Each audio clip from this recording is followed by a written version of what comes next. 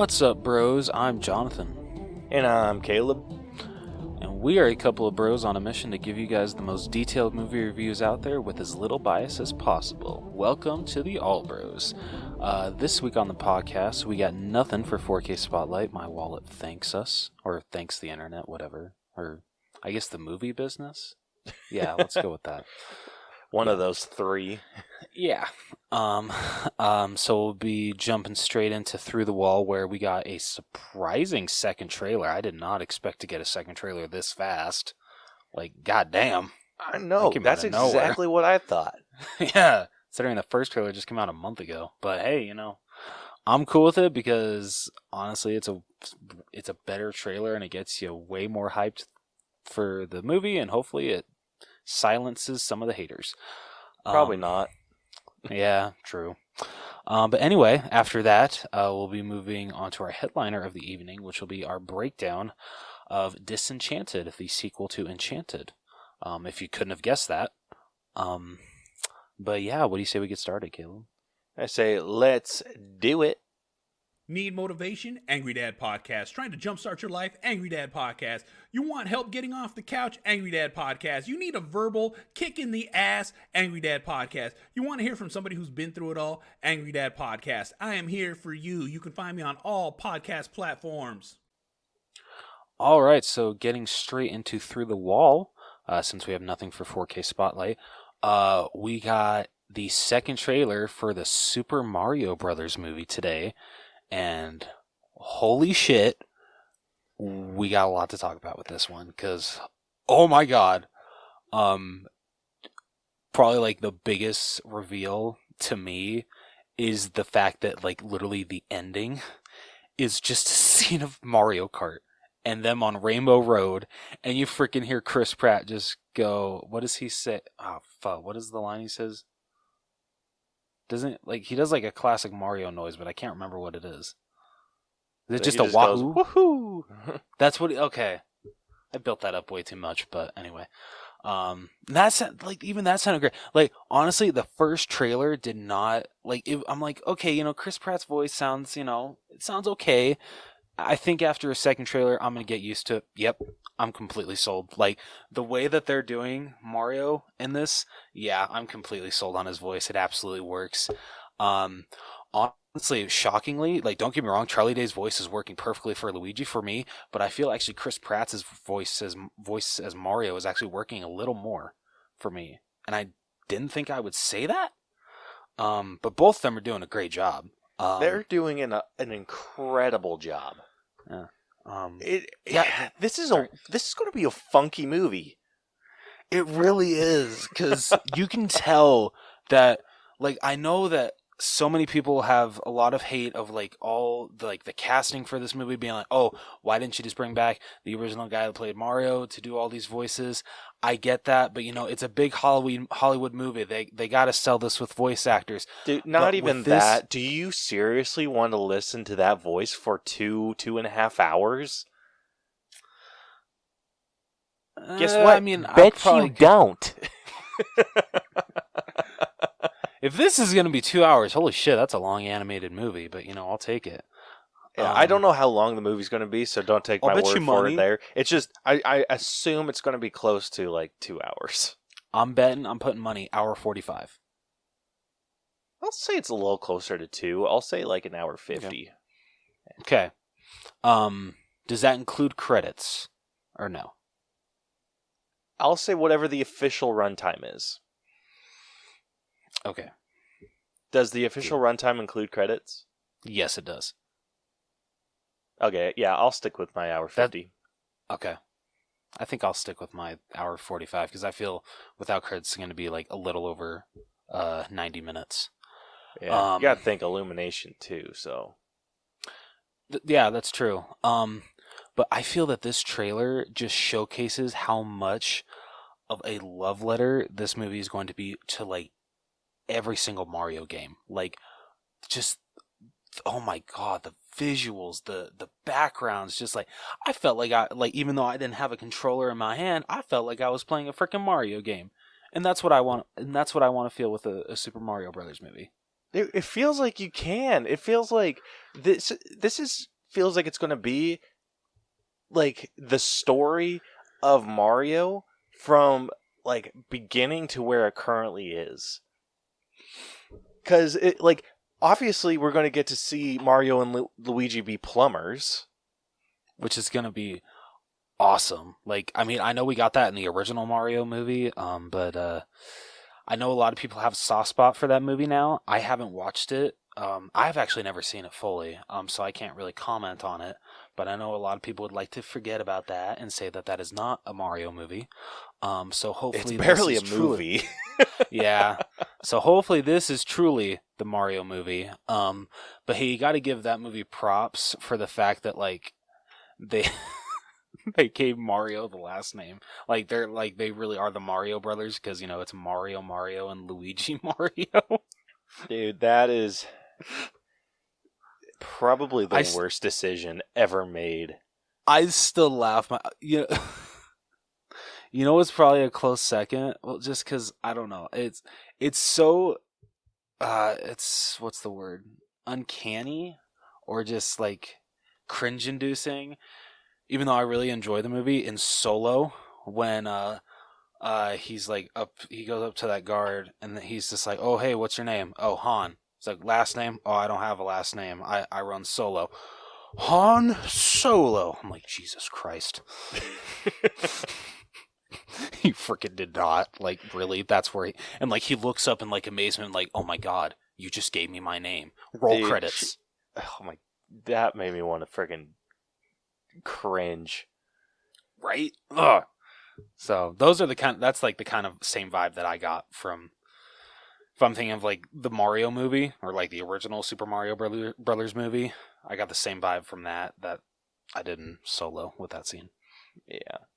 But I mean, like I said, it seems like it's going to be like just a culmination of every Mario sequence. Like, yes, we're gonna get. Like I said, we're gonna get like Luigi or Mario and Luigi as plumbers, which is like their origin, and then they're moving into the Mushroom Kingdom, where it feels like the classic game where you have the freaking blocks and everything. Oh my God! And it's like a whole train. It's like a training montage for Mario. Eventually, getting to the point where he sees like the fish area. Freaking Yoshi's. Dude, oh my God. Yeah, like gets to see that. I honestly, I don't know what it was that they were traveling through, whether that's what the pipe travel looks like, but when Mario and Luigi are like flying through that, like, I don't know how else to explain it, but just this pipe, I was getting some major Mario Galaxy vibes. Dude, yeah, straight up, like when Princess Peach was just like, "Oh, like there are so many galaxies out there." I'm just like, is that a reference to Super Mario Galaxy? Or are we gonna get an appearance from Rosalina in this movie? Huh? Oh, that'd be the shit. That would be amazing. Yeah, and then we get freaking Mario Kart, dude. Although I was disappointed that Luigi was not in there. At least I didn't see Luigi. I bet he will be. Okay, I brought this up to Caleb after we both watched the trailer. It seems to me that from these trailers, Mario and Luigi are not going to be spending a lot of this movie together. And I don't know how I feel about that. I could be wrong, but just the way that these trailers are... I think it's going to end up being like where they're kind of on two separate journeys. Where Mario's is kind of like the A story and Luigi's is the B story. And then they eventually get the B story side. Yeah, I know, but they eventually like come together to like finish off the story. Because what I'm assuming happens is I don't even know, like what my guess would be. I think my guess would be that maybe there's like this. This is going to sound so stupid, and but this is like my guess. There's going to be some sort of like prophecy, or Bowser's going to be told something, like talk to an oracle or some shit, and be told that someone's going to like come and stop him, and it will be like a man in red. like one of those situations. I mean, honestly, then, he kind of does get into that, like something like that when he's talking to Luigi. So I could totally see that. Yeah, so I think he's getting some sort of prophecy. And he's like, okay, something happens to Mario and Luigi where they get sucked into the Mushroom Kingdom, where maybe like Toad goes out to get them, and then while they're coming back, Bowser interferes, and then they're somehow separated, and then Luigi's captured by Bowser for a short period of time, ends up breaking out, and kind of goes on his own adventure, because I mean we see him facing off against like the Dry Bones, and That would make a lot of sense. yeah, so he goes off, does his own thing, becomes freaking Luigi's Mansion Luigi, and then gets like Love that. then gets like back together with Mario, and then they go and do their Super Mario Brother team up while Mario's like training with Peach. Okay, I think I can get behind that. Especially if they throw in some Luigi's Mansion. Oh yeah, I'm so sold. Yeah, I don't think you can have like him go into like a spooky palace or a spooky castle like that and not give us ghosts. Yeah, exactly. Like, But please give him his what's the classic name of vacuum. the professor from like Luigi's Mansion? Like, what if I forget. what if he runs into him? Dude. So many possibilities. I hate that this movie doesn't come out till April. Yeah, dude, it looks like it's gonna be so good, but I like how they set Mario up to be like a badass at first when he's coming. Like, I think some of his phrases don't really work with Chris Pratt's voice. Like when he's like, "Let's go," I'm like, Yeah, that was a little campy. yeah, just a hair. But when he like jumps up and is like going to like smack down DK, and then he just grabs his face and smacks him around. Dude, I thought that was freaking hilarious. That was I was hoping to hear. I mean, you hear like a little grunting from Seth Rogen, but you don't hear him talk. Yeah. Which I was hoping for, but I'll take what I can get. At least we heard Anna Taylor-Joy as the voice of Peach. I think she's doing great. Dude, a lot of people were bitching about her look. Yeah, I saw that too. They're just like, oh, it looks just like a classic Illumination character. How? Freaking duh. Well, no, like I'm trying to think of like other like female Illumination characters, and the only ones that I can think of are Gru's kids. She doesn't look anything like them. She doesn't look anything like Gru's wife. Sing, they're all animals, so of course she doesn't look like them. Even in freaking the Grinch, or I feel even the Lorax, even though I haven't seen the Lorax, none of the characters look like her. Yeah. So I people think need to she stop looks their bitching. really good. Yeah, she looks great. She looks like Princess Peach. And dude, if I see one more comment, like they're just like, oh my god, yeah, it looks so good. Princess Peach looks so good. But why isn't she getting kidnapped by Bowser? Why does every single Mario storyline have to revolve around Princess Peach getting kidnapped by Bowser? Yeah, Like, it come doesn't on. have to start that way. Yeah. What's wrong with Peach like actually getting the chance to defend her castle? All right, I'm looking up. So I just went on the IMDb page for this movie, and they have like all of the like new character posters out. Like the first one dude. is Luigi with all the dry bones, and he's holding a flashlight, which I feel is classic freaking Oh, dude, that is Luigi's such a Mansion. call. Oh yeah. But he's in like a spooky forest and everything, so freaking A. Does it show the one? I don't know if it will. And was it his name? 3C Films, I think, on TikTok. He pointed out one of the Luigi ones just like sounds weird. It says, "You just got Luigi'd." Yeah, that looks funky. What the hell what is that supposed to mean? I think that's a stupid catchphrase that Luigi comes up with or will say. I swear to God, if he says that, I'm gonna freaking just pass out from cringe, probably. They give us one for Donkey Kong, which Donkey Kong looks great too. All of the character designs look amazing. Yeah, I mean, they're updated and just like have a fresher look about them, but they look good. There's nothing wrong with any of them. They look fantastic. Yeah, the one for The Mario animation looks is so awesome. crisp. The one for Mario, it's just him in like the Mushroom Kingdom, like just surrounded by mushrooms with little toads kind of around him. Makes sense. Let's see what the next one is. I'm pretty sure the next one's like Bowser. Yeah, Bowser, which looks awesome. Just has him with his castle behind him. And then Peach, she has like the Mushroom Kingdom behind her. And she looks great. I'm actually kind of glad that she's kind of stepping up to the plate. I am too. I love that. Kind of seems like she's carrying her weight a little bit. Yeah, it's about damn time. I'm just kidding. And then let's see. Now, Toad. if we could- Toad's is cool. Like he's in a field of the fire flowers with Mario. Oh, and that's awesome. Yeah, with Mario and Peach in the back, like next to a campfire. Like that's freaking badass. sick. But this movie looks like it's going to be stunning. It really just looks like a love letter to every single Mario game that has come before. It. I mean, I know this is a movie, but still. Like the fact that they're even throwing in freaking Mario Kart. Like, oh my god. Yeah, that's going to be the shit. Dude, did Like, you? I'm ever looking at all the other posters, but have you seen the poster where they're standing in front, or Mario and Luigi are standing in front of their truck? Yes. Dude, that I looks love it. so good. Yeah. Oh, I think you sent me the video that showcased all the posters. Yeah, that one dude, looks the freaking animation looks incredible. so crisp. Like, oh my god.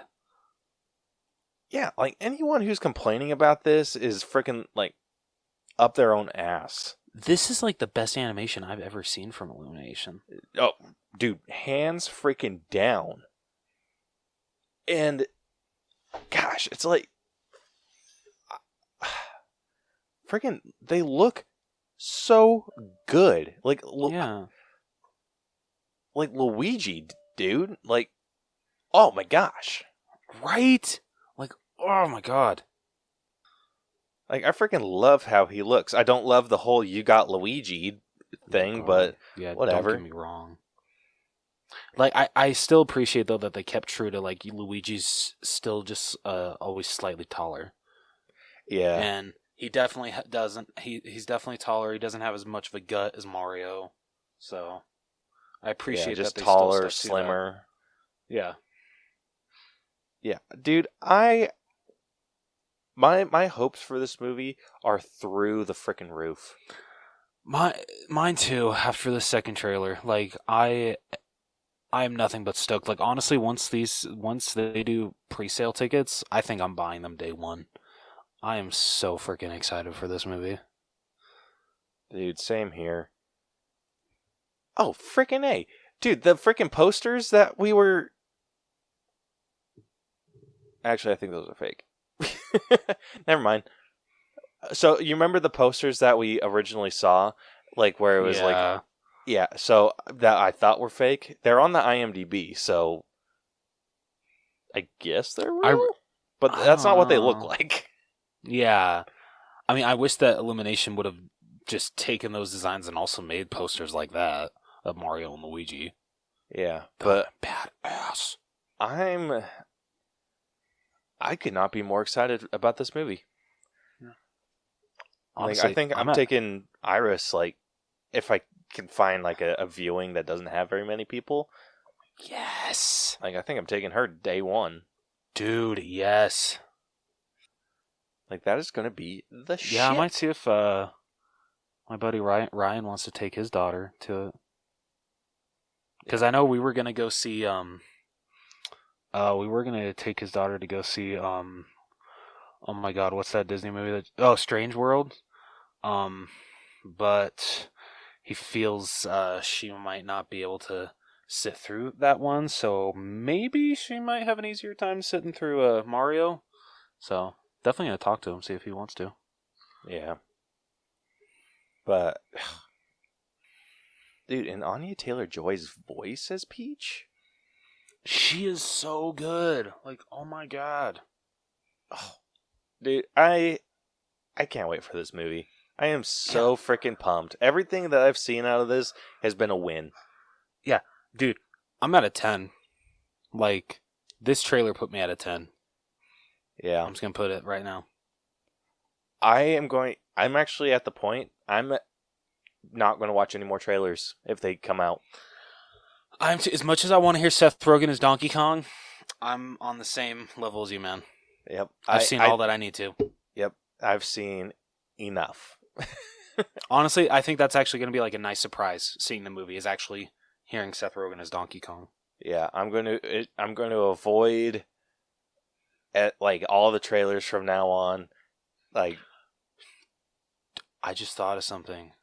What's that? What would you do if like Donkey Kong actually didn't speak in the movie? All Seth Rogen did was just like the grunts, and I don't think that would happen. But what would you do if Donkey Kong did not talk? He just did the grunts and all that stuff. Did like the classic like ooh ooh ooh.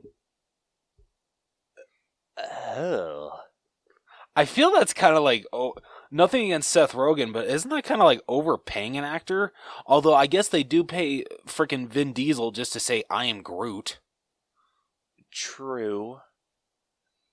Dude, now you got me questioning it. Because, like, Donkey Kong doesn't talk in his games. People talk to Donkey Kong. Oh, that's true. I forgot. Son of a bitch, we might have just cracked this code. Shit. Like, it's just going to be grunts and maybe, like, some chuckles. Like, dude, what if the only reason that they hired Seth Rogen is so we could get, like, a Donkey Kong, like, laugh? You know what? I would totally be okay with that if that's the case. I don't know why I never thought of that, but that actually might be the case. Dude, I didn't think of that either. I was just thinking, I'm like, dude, does Donkey Kong even talk? But no, like, it's in every game, like, Mario talks in his games. I mean, technically Bowser never talks either, and he is talking in this one. That's not... Or does he? Okay, so I've played... I know this isn't set in the Mushroom... Well, kinda. It's, like, partially set in the Mushroom Kingdom. Bowser... So I've played Mario and Luigi Superstar Saga, and then they have another one that they... in, like, Bowser's Inside Story. Bowser talks in that one. No shit, okay. Yeah, like, he has, like, dialogue and stuff. Like, you don't hear him talk, you just hear, like, and then that's it. And then, like, speech bubble. And then it's kind of the same like, thing. Okay, yeah, because I think, like, they do the same thing in, what game did you say? Sorry? Superstar Saga. Okay, because, yeah, they do the same thing in, Mario, the newest Mario and Sonic game. When, it's Bowser and Eggman versus Mario and Sonic. Yeah, they do that same shit. Yeah, so he has speech. Yeah. Yeah, and then, like, Mario and Luigi, like, even though they're talking, like, gibberish, they speak, like, people understand them. Like, we just don't get, like, dialogue for them. Dude, like Peach talks, Toad talks, but Diddy Kong talks. Huh. I know Cranky Kong talks. But I don't know if I've ever heard Donkey Kong talks. Dude, like, I literally know, like, nothing about the Donkey Kong franchise. All I know is Donkey and Diddy. That's it. I don't know any of the others. Yeah, so the old, like, I'm assuming the old monkey that was standing next to Peach during Donkey Kong and Mario's battle. Yeah. I'm assuming that's Cranky Kong. Okay. Which Cranky Kong is just kind of Donkey Kong's grandfather, I think. Okay. All right. But yeah, Donkey Kong doesn't talk, as far as I'm aware. I will have to. So Dude. Brielle has played more Donkey Kong games than I have. Okay. She had the GameCube growing up and Nintendo 64 and all that good stuff. Okay, yeah, because, like, honestly, I wasn't introduced, because, yeah, I never played Nintendo, really, as a kid, only at my friends' houses, and mostly, like, honestly, we just played Lego games together, so it was never really Mario games.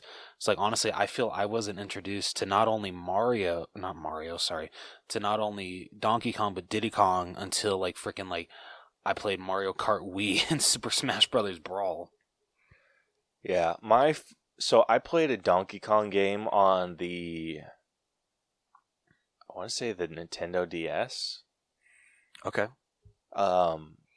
And through that whole thing, like I said, people talked to Donkey Kong, but I think Diddy was the one that was doing most of the talking, and he was just like, "Come on, Donkey Kong," or "DK," or whatever, and then they would go off. But I don't think Donkey Kong ever talked, so I think I'll be a little bit more upset if Donkey Kong does talk. You know what? Same, because I would absolutely be okay if just hearing the whole freaking movie. That would make the movie that like I would have to give 100 for acting if that's what they ended up doing. Straight up, Seth Rogen would be my number one pick for acting. Not Chris Pratt, not Charlie Day.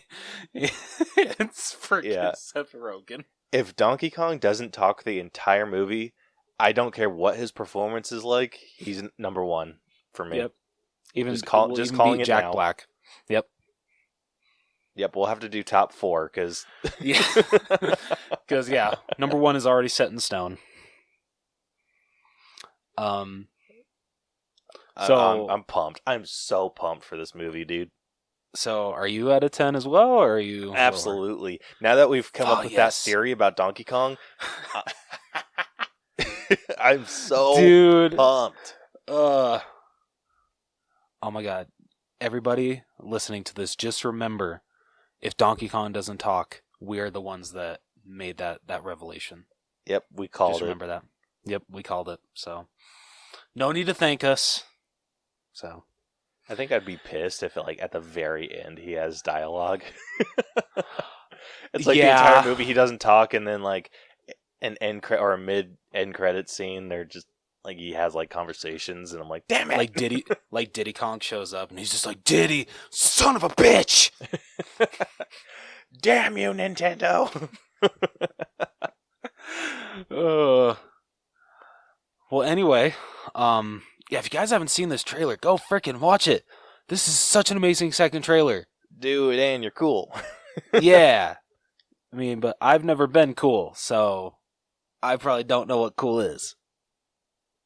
Oh, man, I'm beyond pumped, and I could talk about this all frickin' day. Yeah, same here. But we should probably get into our headliner of the evening, which will not gonna spoil anything, but we definitely had some more nicer things to say about the Mario movie than this movie. So, without further ado, Caleb, what do you say we get into our headliner? Say let's do it.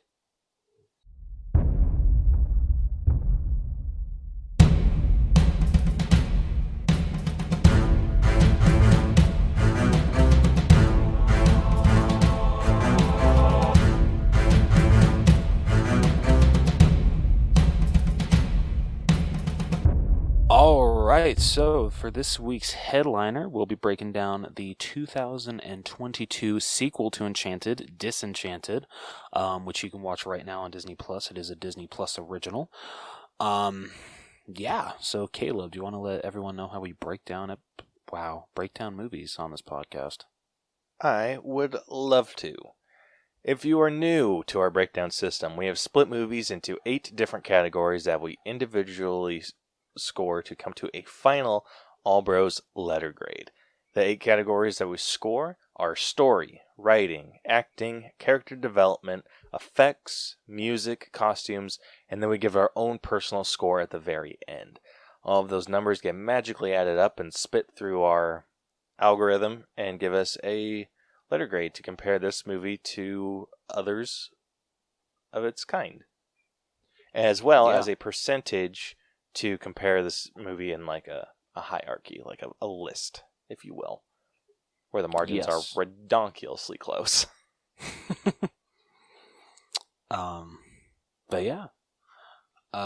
So if you guys have not watched Disenchanted yet, I'm about to spoil the whole damn thing.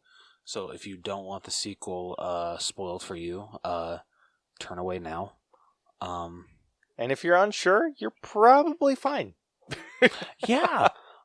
Because spoiler alert, this movie just proves why Enchanted did not need a sequel. It was a perfect one-off film. It's like, so I had never seen Enchanted up until actually today, November 29th. Or wait, no, I'm sorry. I watched it yesterday, November 28th. Never had seen it before. But I freaking fell in love with it. I hate that I slept on this movie. It's a freaking great movie. Amy Adams, everybody's freaking great. Great. I love it. Especially Susan Sarandon. Oh my God, she's breathtaking. But anyway, it's just such a great movie. And then they turn out this sequel. Yeah. It's way too late, considering that the first one came out in, 2013? It came out a ridiculously long time ago. Like, I love how... Oh, no, I'm sorry, 2007. Yeah, I was way too long ago. I love how in when you just put EN, you don't even get Enchanted first. It's Encanto. That's freaking hilarious. Yeah, 2007, dude. Dude, I can't believe that's the year that Spider-Man 3 came out. And the Simpsons movie. Holy shit. Yeah. Yeah. Oh, and freaking... Dude, TMNT also came out in 2007. You screwed up, Disney. Yeah, very much so. I mean, this movie, like, Enchanted, like we said, great. This movie, you kind of missed the ball. I think there are some other things that you've released more recent that deserve a sequel. Not this. Yeah. Yeah. Like, honestly. But, we're kind of getting ahead of ourselves here, so let's get into this plot. All right, 10 years after the events of the first film, Giselle, Robert, and Morgan Phillip are living happily together with their newborn baby, Sophia. Excuse me, sorry. However, life in Manhattan is starting to drag on them, so Giselle plans to move the family to Monroeville, a suburban town. The moving brings poor first experiences for them. Their new house needs to be renovated. Wait, I thought that didn't they know that it needed to be renovated? Yeah. The way that they're pointing out, they're just done. I don't know what their deal was. Like, they moved into an unfinished house. Yeah. Okay. I'm sure that the landlord would have given them like another month or two at their apartment, but whatever. Or I mean, I don't know if they were renting. They might have bought that. It might have been his own apartment, but whatever. I don't know how those work. Yeah, I don't know for how much New York apartments cost. I have no idea, and honestly, I don't want to know because, like, literally, you have to take out 2 mortgages just to be able to freaking afford rent. For a New York apartment. Dude, it's ridiculous. Yeah. I'm so afraid of New York because of how expensive I hear it is. Yeah, dude, same here. Like, I would literally have to... I don't even... Like, maybe if I was a lawyer or some shit like that, yeah, I could probably live in New York, but other than that, yeah, I can't afford that shit. A lawyer or a doctor, that's how I could afford living in New York. So apparently they do sell... I'm just looking it up right now. Like, apartments in New York. They do sell apartments. Like, ones that you can buy. How about frickin' no? How bad? Whatever you think, but worse. Alright, just tell me. Hold on. I want to get like an exact number on like square footage and space and all that. Alright. Do you want me to keep reading while you figure that out? Okay. Oh, you got it? Okay. Yeah. Alright, let's hear it. Okay, it doesn't have square footage available. Damn. But it does. So it's a studio apartment with 1 bathroom. Okay, dude. Speaking of like the whole 1 bathroom, have you seen those New York apartments that are literally like the rent is like decently cheap for New York, but literally all the tenants on the same floor have to share the exact same bathroom. They don't have a bathroom in their apartment. Yeah, dude, it's a community bathroom. That's Spider-Man 2 and Spider-Man 3 level shit. Yeah, dude, F that. I'm sorry. I don't care how much more I have to pay in rent. I have to have my own bathroom in my apartment. I am not doing a community bathroom. For that. Yeah, absolutely not. Okay, so I have to assume. So I'm looking. So this is a building on whatever, like 31st Street is. So this is like, I'm assuming, the heart of New York City. Oh, God.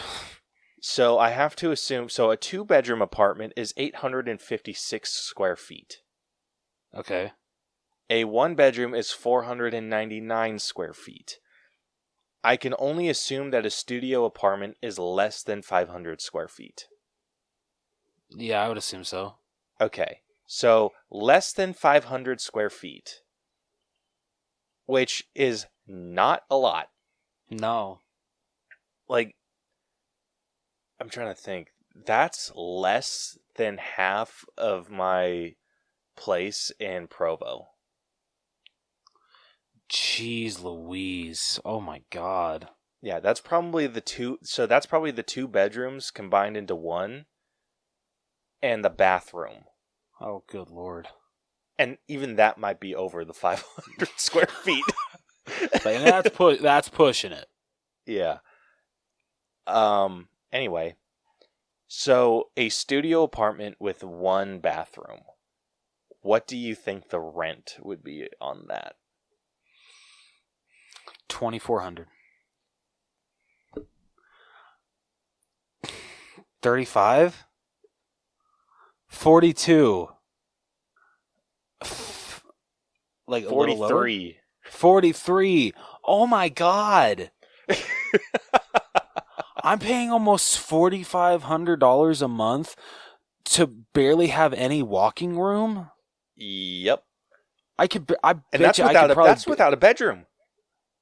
Oh my God. That's a studio freaking apartment. If you want a good amenity like a freaking bedroom, like that takes your rent up another $1,000. So literally you can't have a living room. It's just like walk in, here's my bedroom. That's it. Yeah, pretty much. Does it even have a freaking kitchen? Let's see. I'm going to assume no. That's like bullshit if they don't even give you like a freaking fridge and a stove. Like, come on. Yeah, they're showing all like the amenities. They don't have like a floor plan. Ah, damn. Come on, bastards. Oh, okay. That is horse shit. What? So it's not even like a full kitchen. It's kind of like what we have in my house. Okay. Where it's like a sink, oven, and fridge all along one wall. Okay. Yeah. But let me guess, half the size? Easily. Dude, we have maybe, I won't say triple, but over double the size. Jesus.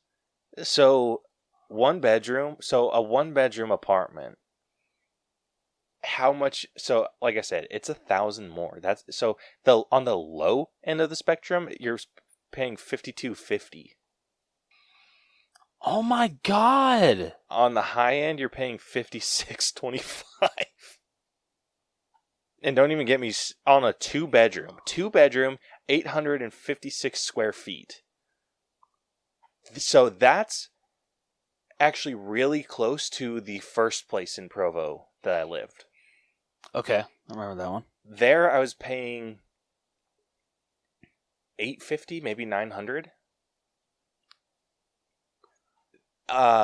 You want to take a guess at the freaking cost of a 2-bedroom, 1-bathroom apartment in New York? $7,500. Dude, you're right on the freaking money.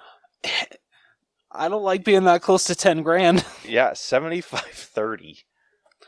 Oh my God, I'm paying almost 10 grand for a 2-bedroom apartment? A month.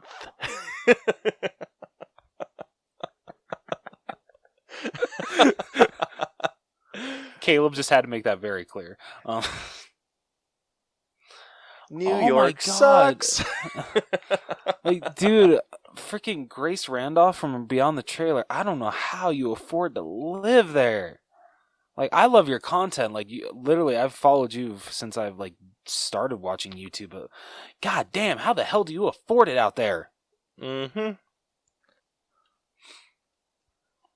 I'm just curious what... Dude, you could freaking... you could live in a Holiday Inn for cheaper than you can live... Oh, good lord. Like, no... Like, I just looked just to see what, like, a Holiday Inn in, like, Manhattan or, like, near Times Square is. $169 a night. That's actually, like, really cheap, in my opinion, for New York. Yeah, so let's just, That's for like shits a and giggles, steal. $169 a night for a month. So let's say 30 days. That's still like $5,000. Never mind. Damn it. All right. Actually, We how we much thought we could space save money. is that though? Like, because I bet you Holiday it's still more than Inn- a studio apartment. Probably. Oh my gosh, you can get it for... Let's see. You can get it for like $150 if you go through Muse Trip. Hell yeah. Yeah, New York, you can go jump in a creek or fall into the ocean for all I care. Damn. Oh my god. Anyway, yeah, if they do the idea of buying an apartment, you can go to actual hell. Oh shit. Anyway, they have enough to afford a freaking castle after selling their apartment. Yeah. So yeah, like you said, their new house needs to be renovated. Robert has to commute to continue his job, and Morgan feels like an outcast at her new school. Classic cliche teenage problems. Okay, dude. That... I don't like using this term. This just shows how pussy whipped Robert was. He has to commute at least an hour, right? Yeah, I think. Yeah, so he has to commute 2 hours a day for his wife that just got a little overwhelmed with the city. His daughter didn't want to move to the countryside. No. It's like there's no good reason why they moved there other than... Yeah. I've got one good reason. What's that? Amy Adams. Come on, Amy Adams is hot. I'm just going to say that right now. She is arguably like the hottest redhead working today. You know what? When you're right, you're right. I'll give you that. I'd probably commute a couple hours for Amy Adams. See?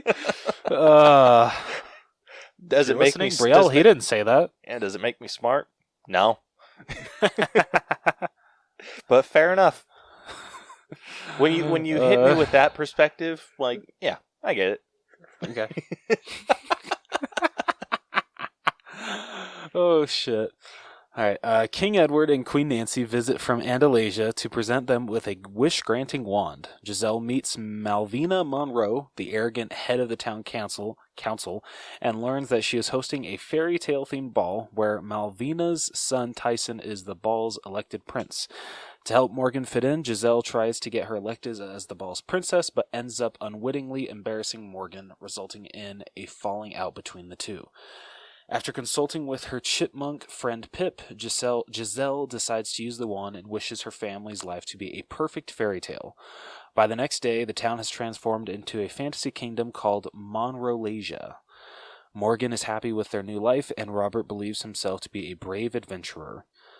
Malvina is now the town's evil queen with magical powers. Giselle also discovers uncharacteristically haughty Okay, Giselle also discovers uncharacteristically haughty behavior and finds pleasure in mistreating Morgan. Realizing that she is slowly turning into a wicked stepmother, Giselle asks for help from the magic wand's instruction scroll. The scroll reveals that Giselle's wish is using up Andalasia's magic to change the real world into a fairy tale, and that it will become permanent after midnight. Malvina learns about the magic wand and enlists her two servants, Rosaline and Ruby, to steal it. However, the scroll tells her that the wand can only be used by a true Andalasian. Giselle realizes that without the wand, she will lose herself to her wicked side, so she convinces Morgan to save themselves before sending her to Andalasia. There, Morgan learns that the kingdom's magic is transported to Monrolasia through a vortex, and once the spell becomes permanent, Andalasia will be gone forever. Nancy and Edward suggest that Morgan use the magic of the memories to remind Giselle of her true self. Morgan recreates a childhood drawing of their family tree with pictures of their shared memories, then heads back to the real world with Nancy. Giselle, now under the influence of her evil personality, challenges Malvina for the royal title of Monrolasia. Giselle sends Pip, who has been turned into a tabby cat, honestly one of the worst CGI cats I've ever seen, to steal back the wand while also sending Robert on an assumed futile search for Morgan. At the ball, Giselle and Malvina engage in a magic duel, with the former easily overpowering the latter. Morgan and Nancy meet up with Robert and Tyson before rushing into the town hall to stop the duel. Morgan tosses her drawing to Giselle, who rips it, but the magic within brings the memories to life, restoring Giselle to normal. Not wanting the spell to be broken, Malvina takes Morgan hostage and demands the wand in exchange. Giselle surrenders the wand and Malvina breaks it in two. As midnight approaches, everything from Andalasia begins to disappear, including Giselle herself. While Robert and Tyson head to the top of the clock tower to delay the final chime, Giselle tells Morgan that by being her daughter, she is a true Andalasian, therefore capable of using the wand. Morgan wishes she were home with her mother, just as Malvina attempts to make the clock tower chime before it was destroyed. Morgan awakens in their house and finds everything normal again. Only she and Giselle are aware of the events, while everyone else believes it to be a dream. Giselle apologizes to Malvina for stepping over her plans, with Malvina allowing Giselle to join her council. Sometime later, Robert has moved his practice to Monroeville, Morgan and Tyson have started dating, and Nancy and Edward arrive for another visit to the Phillips in their now happy life.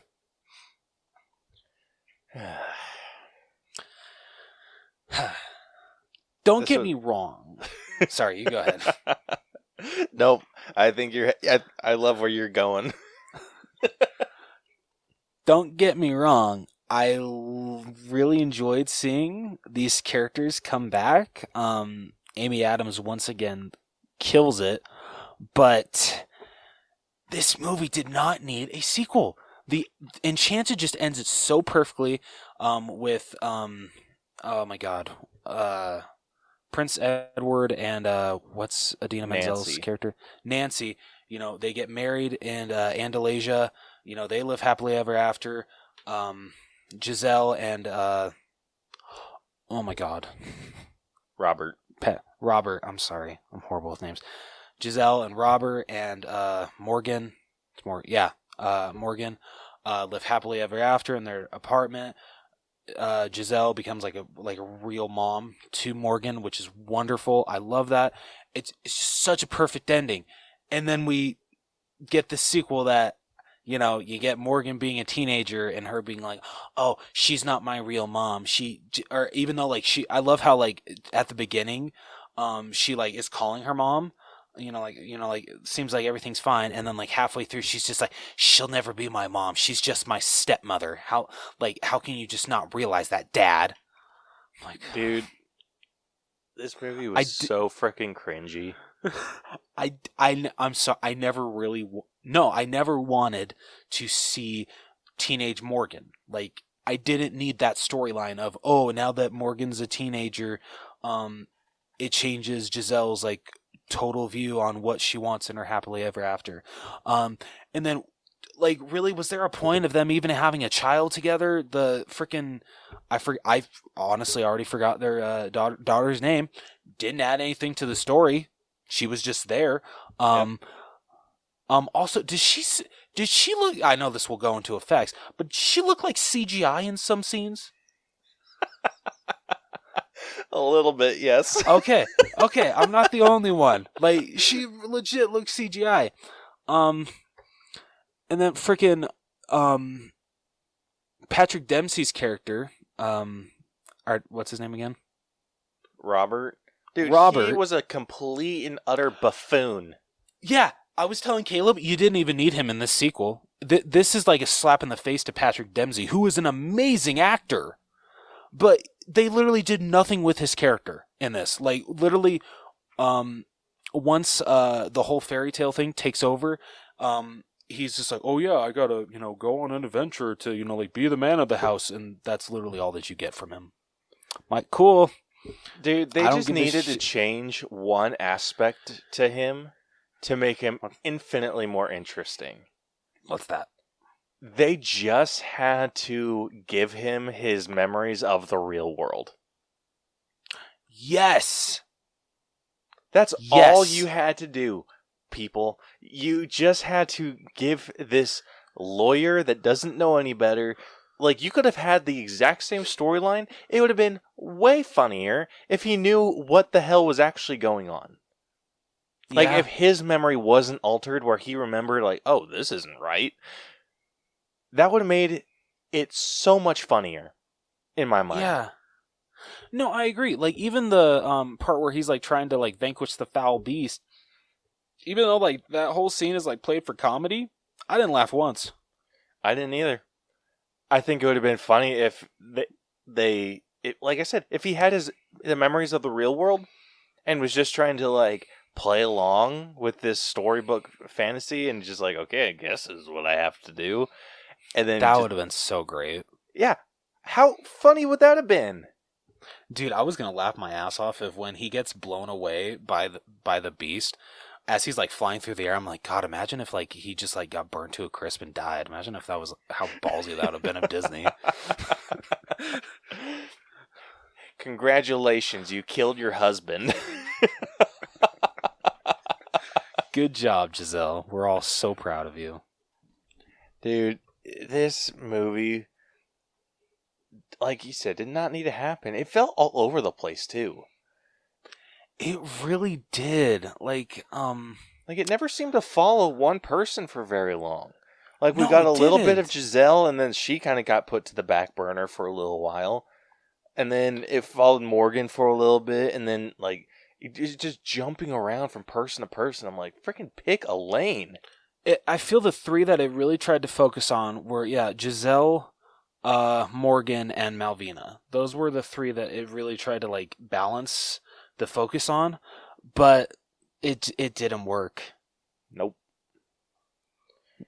Take a note from the first one where they only focus on Giselle. That's how it should be. Yeah, you focus on one character and give, like, a side B story. Yeah. Like, honestly, I think this would have worked with a pure focus on Giselle and maybe Robert. Yes. Yeah. But I think they just try to balance way too much. And get, like what you said, give us a story that's completely unnecessary. Yeah. Yeah. And that really sucks saying because the first one is so good. Yeah. But it's like you said, the first one ended perfectly. And then it's like, oh, but here's a little road bump. Boop. Oh, now we're back to happily ever after. Can we talk about the ending of this one, though? How when they close the storybook, you see, I think it's a fly, or no, it's oh my God, is it a firefly that closes the book? And it actually, like, winks at the camera. I'm like, I swear to God, if there's a third one, where can you take a third one? Worst. Yeah, I'm like, you did not just frickin' wink. No, do not try to set up a third one, because there's literally nowhere else you can go with this. Like, Morgan and Giselle have an understanding. Robert's just there. I'm sorry, he is. Like, he actually had a story in the first one. He actually had character development in the first one. He has nothing in this sequel. Dude, honestly, if this movie was to have, if this movie just like needed to be made, you know what it needed to do? It needed to go to Andalasia and focus on Edward and Nancy. I would have loved that. Yeah, like Yeah. Giselle, Robert, and Morgan have to go to Andalasia to help Edward and Nancy because they are having marital problems. Yeah, that, you know what, and honestly, that would actually make a lot of sense considering that, she's coming from the real world, he's an animated character. To him, it only, like, true love, you see someone there, oh, true love's first kiss, that's all you need. Whereas in, like, the first one, Giselle realizes, like, hey, like, that's not really all it takes to actually love someone. You need to actually get to know them, go on a date, all that stuff. And I would have loved to see Nancy's version of that being like, hey, we might have rushed into this. I don't know if this is really going to work out. And like you said, yeah, bringing Robert and Giselle into Andalasia, and yeah, that would have been a way better idea for a sequel. Yeah, it would have made sense. You could have kept the name and everything. Yeah. And you just needed to make the 2D animation not suck. Yeah, dude, when when it first showcased Andalasia in the beginning, I'm like, okay, I get where Caleb's coming from. It doesn't look as good as the first one, but it's not bad. It's when Morgan is transported into Andalasia, I'm like, yeah, this is definitely not as good as the first one. Yeah, and we will be getting into that. But dude, the story was just so lazy. Like, honestly, another I hated because I love these two actresses and I liked the characters that they were, but I feel that they were just throwaway characters. Was oh my god, her Rosaline and Ruby? Yeah, they freaking sucked. Yeah, like, I love the actresses, and like they actually banter off of each other very well, but their characters are just so wasted. Mm-hmm. Gosh, dude, this could have been such a good movie, and one that actually felt like it needed to be told. Yeah, looking at you, Hocus Pocus 2. Yeah, what the hell is up with... Fair. well, no, I mean, it sucks that we got two... I'm sorry to say, straight to Disney Plus sequels this year that, one, were far too late, and two, were not even close to as good as the original. Yeah. That really sucks.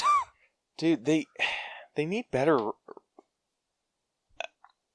I don't know what the hell they're thinking, but they need better writers. They really do. I hate that studios, honestly, Disney, think that, just because it's going straight to Disney Plus, it literally can just be written by someone that would do Disney Channel movies. And that's nothing against Disney Channel movies. Some of them are actually really good. But when I think of a sequel to Hocus Pocus or Enchanted, no, I want it actually as well written as the first one. I don't want a Disney Channel sequel. I want an actual, true sequel.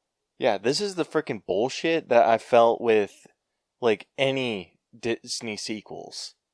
There are not very many Disney sequels that are better than the original. There's some. I think the Peter Pan, Return to Neverland, I love that one as a sequel. That one is really good. I like I said, I dare say think it's better than Peter Pan. But can we count Mermaid... Pixar or just Disney? I'm going to say just Disney, because Pixar does a decent job. It does better. It does better than Disney. I think the only Pixar movie that the sequel is exceeds the first one in every way to me is Toy Story 2. Fair. But I'll give you the other ones. Yeah, it's unfortunate. I understand that you're making this for children, but why does that have to affect your quality? Yeah. I hate to tell you people, kids are very smart. You don't have to dumb shit down for them. Yeah, like, they're gonna, like, I don't know. Like, I feel like as an adult, a lot of those movies are for me, in a way. Because I have to sit and watch them with my children. Yeah. Like, Yeah, speaking of, did you show Iris either of Enchanted or Disenchanted? Or do you feel she's still a little too young for him? so me and Brielle watched Disenchanted on our own, but we did Okay. watch Enchanted with her, and she seemed to like it. Like, she Good. loved the That's awesome. songs. Yeah, But this freaking movie, we'll get into this with music. dude, I Good love that. hell. I saw on the freaking like on the Wikipedia page. It's just the director pointed out. Oh yeah, we absolutely wanted to have more songs in this one than the first one. I'm like, yeah, that was your first mistake. The first one had a perfect amount of songs. Yeah, even though they were like repeat. I was okay with it. Yeah, but it was, like I said, it's just unfortunate. I had decent hopes for this, but this isn't something that I would too. like. Like, this is something I would turn on for my kids and then leave the room. Oh yeah, I don't see myself going back to watch Disenchanted. Enchanted, oh absolutely. Like Yeah. I kick myself for like I'm amazed that I don't think they've released this one yet on 4K Disney. What the hell? But when they do, I'm definitely buying it because I mean I can buy it on Blu-ray right now, but I think I'm just gonna hold out for the 4K release because I feel that there's got to be one soon. But yeah, that one will absolutely be watched occasionally. This sequel, it's a one and done. I'm good. Yeah, the only reason that I would watch this again is if my kids just happen to turn it on. Yeah, if like Iris is just like, oh, I watched Enchanted, let's watch Disenchanted. Yeah, It's like, or completely understand. alternatively, Yeah. we can watch anything else. It's like, what? I don't know what you're talking about. There was never a sequel to Enchanted. It was just a one movie. Dude, it was bad. I think that would be the only good time to lie to Iris. Yep, I agree. I don't know where exactly I'm sitting with story here, because like I said, the story itself was very cliche, but it wasn't done well. No, It was like you said, cliche story, but just did not do well. It jumped from character to character in such like a jumbled, almost disorientating way. Because it jumped to them at random times too. I'm like, I don't give a shit what Morgan's doing right now. Yeah. Oh, it's so frustrating. Yeah, it's like, I want to see what the hell. Or actually, that's not true. I felt when she pushed Morgan, I was like, okay, let's follow Morgan now. Nope. Don't get to see her for another 20 minutes. Yeah, we followed Giselle doing her bullshit musical number with Maya Rudolph. Yeah. Dude, whenever like they would have Robert show up, I'm like, oh hey, I forgot you were in this movie. Yeah. Oh, we thought you were dead. Yeah. Oh yeah, you actually do have a storyline. Could have fooled me. Yeah, it's just a classic example of an A story being bad, a B story being bad, and them trying to throw in a C story that's kind of fun, but not. Yep. Just did not work. Shit. I'm at a 70. I'm at like 67. Completely fair. All right, moving on over to writing. It wasn't any better. It was not any better. It was like you said, like we've already stated, it's just cliche, just dumb writing. Like it felt like the writers didn't put any effort into it. Like seriously, well, okay. There's like one. It's not really even smart, but at least that she called it out. When Morgan, it's like her first day at school, and since they have when they first get to their house, there's a sweet moment where Giselle, shows Morgan her room, how she decorated it, how pretty it looks, like she decorated it to her liking. It looks really, really nice. You can tell she put a lot of care into it. And Morgan loves it.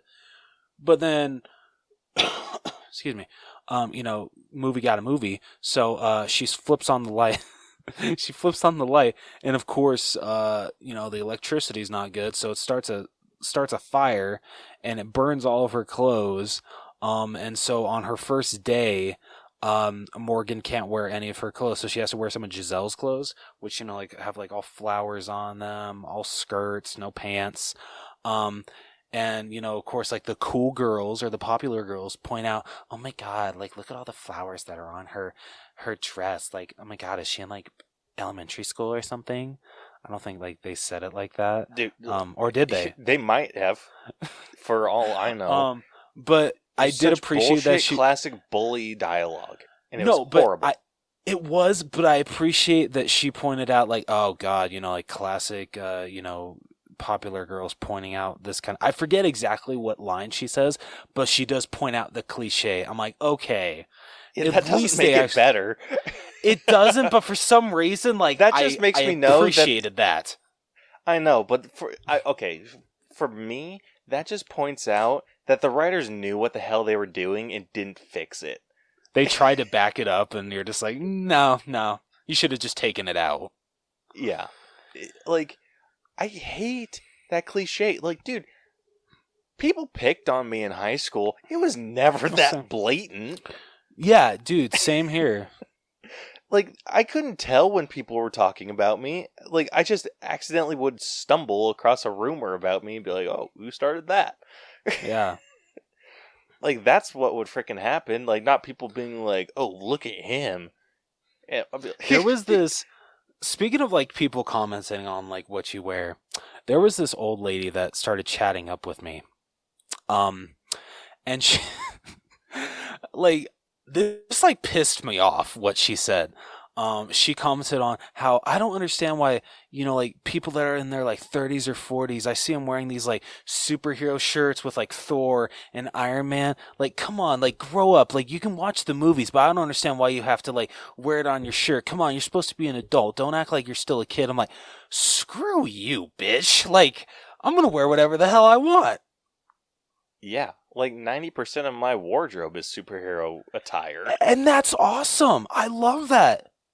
I'm basic. Like, I don't really see, this is what's weird about me. Like, I love like designs on my like hoodies, like pullover hoodies. Like I got some All Bros. I even got like some Ghostbusters, Hawkeye. That shit, I love those on pullover hoodies. Shirts though, like I really don't have a lot with like designs on them. It's mostly just like plain V-necks or like the polo shirts. I'm basic when it comes to just shirts, but hoodies I'm not. I keep my shirts basic too. Like my All Bros shirts are designed the same way, where it's our normal logo, like the red and blue or red, white, and blue logo on the front, like on the pocket area, and then the back has like whatever artwork that I'm like super into. Yeah, see? But yeah, when she said that, I'm like, screw you. Yeah, and she literally got into your kids are probably never going to visit you in the home they put you in. Dude, seriously. Dude, like straight up. And like freaking she was just shitting on our generation. And I'm just like, okay, I'm sorry that we can't be exactly like you were. Times change. We have to adapt. Do you want these apples or not? I don't have time to sit and talk to you about our generation. Crazy bitch. It's like, God, yeah. So it's like, come back to me when you're actually able to pay for a house out of pocket instead of having to take out 2 mortgages in this day and age. Yeah, freaking hell. Yeah. Dude, there's some old people that I really like, and then there are others that I just cannot stand. Yeah, right? Like, I hope your nurses are mean to you. Oh, dude. Like, straight up. But anyway, getting back to, cliches. Yeah. which is just complete, just straight. That should be the definition of the writing in this movie: cliche. Yeah, cliche and self-aware, because they knew Yep. what they were doing, but they still chose to go the stupid route. Yeah, like, ugh. It's like they didn't put any thought into it. They didn't. Like, Oh, where's the love that I felt the first one had? Yeah, dude, straight up. The first one just seemed to had so much care. It wanted to tell a very good fairy tale story, which it did. But this sequel was just was like, it cheesy? Was the dialogue cheesy then? Absolutely. I feel though it worked though because Yeah, she it was absolutely just worked in yeah, its she favor. had just got she just got transported out of a fairy tale story. That makes complete sense that it's going to be that kind of writing.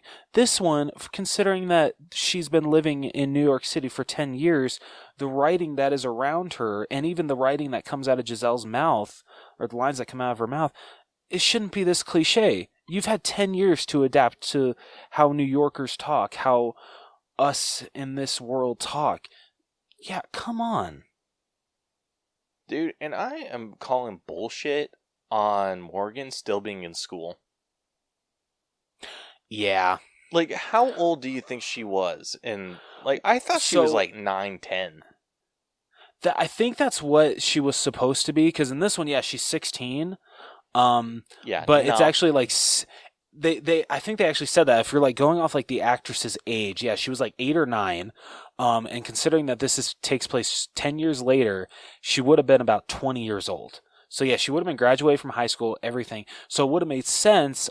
This goes into acting, but the actress that played Morgan in the original one was actually recast in this movie because the actress that they replaced her with is closer to the age that they wanted her to be. But yeah, the fact that they're just like, oh yeah, 10 years later, you know what? I forgot. They actually do say that Morgan is 6 in Enchanted. All right. She looked older than 6. She was absolutely older than 6. But, okay. If they establish that she is 6. I do remember them doing that because her and her dad were talking. I forget what they were talking about in a cab ride. But she's just like, yeah, I'm only 6. Why am I supposed to understand that or some shit like that? Okay. I'll let that slide then.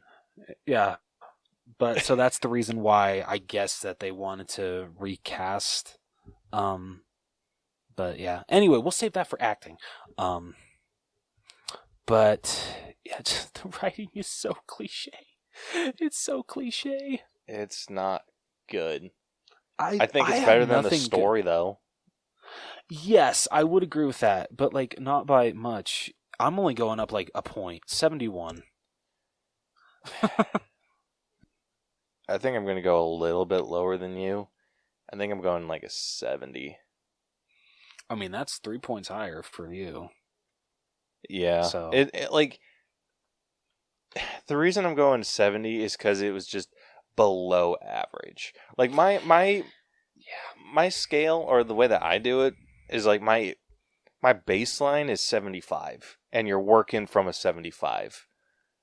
I like and that. It's just, and then like if it's a little bit above average, you can get up to like an 85, and it's like really good 90. So it's just a little bit below average, just because of the cliches. But I think I properly hit my critique on that in the story. Yeah. So I mean, just dialogue itself, I'm not gonna hit it too hard or too much harder. Yeah. All right, in acting, we have Amy Adams, who played Giselle, Patrick Dempsey, who plays Robert, Maya Rudolph, who played Malvina, Gabriella Baldacchino, who plays Morgan, James Marsden, who plays Edward, Adina Menzel, who plays Nancy, and then we'll throw in the other two: Yvette Nicole Brown, who plays Rosaline, and Jayma Mays, who plays Ruby.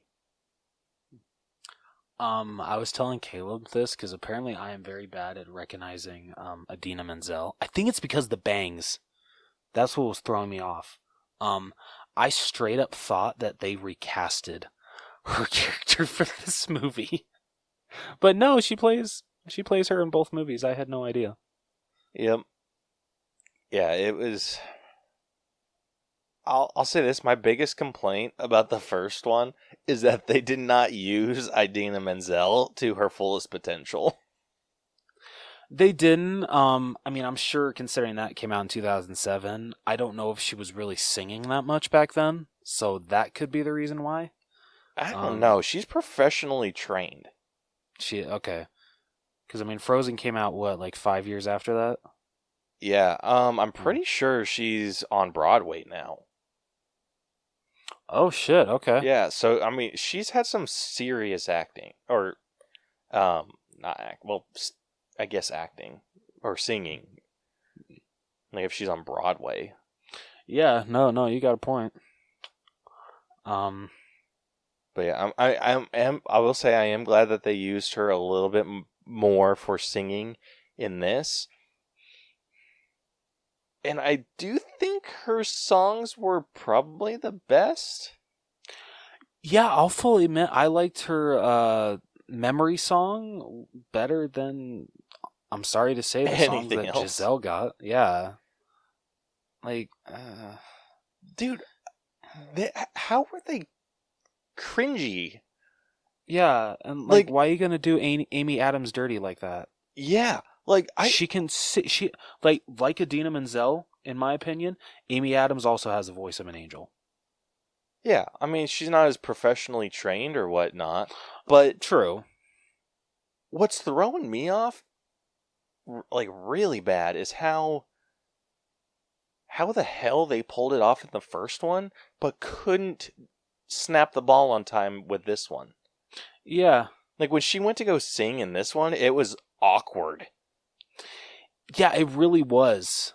Like, and I know that's the point, because that's how the first one is. Like, oh, do you guys just, like, break into song whenever you can? No, yes. But it was awkward. So, okay, with the first one, when she started singing, I felt awkward for Robert. Okay, yeah, that's with true. With this, I felt awkward for her. Yeah, which is, it felt like in the first one also, like, how, like, everyone joined in, like, with a lot of her numbers. No one joined in on this one. Yeah, no one.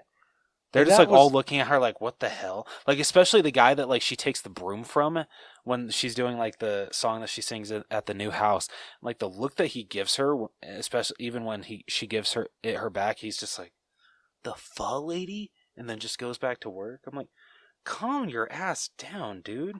You're in a musical. It felt so odd. It was bad. Yeah. Because I think it's even Morgan that says the line, oh, I can't remember who says the line, but someone says the line in this movie that, oh, do all you Andalasians just sing whenever you're trying to get a point across, like you don't talk? And one of them's just like, yep, when we can. I think that was Edward that says that was it. Yeah. Okay. That was funny. Yeah, that was actually funny.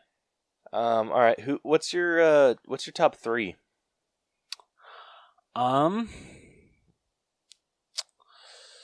Number 3, I would probably give to It's freaking tough, isn't it? It is. Okay, you know what? Number 3, I'll give to damn it, this is hard. Okay, sorry, because I always forget her name. Sorry, 1 second. I apologize. Okay, you know what? I'll save number 3 for last. Number 1, absolutely Amy Adams. She is definitely doing her best in this movie.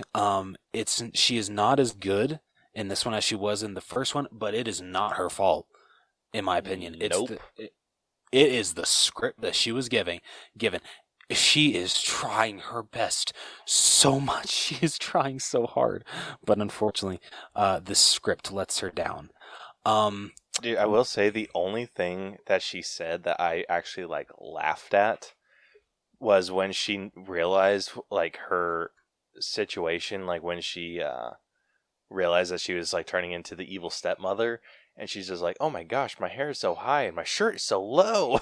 I'm like, Yeah, that made me laugh, and then I like after that I was just like, there wasn't very much that made me laugh after that. Yeah. Like, that's well done. Number can I actually do 4? Is that okay? Yeah, sure. Okay. Number 2, it's the same thing with Amy Adams.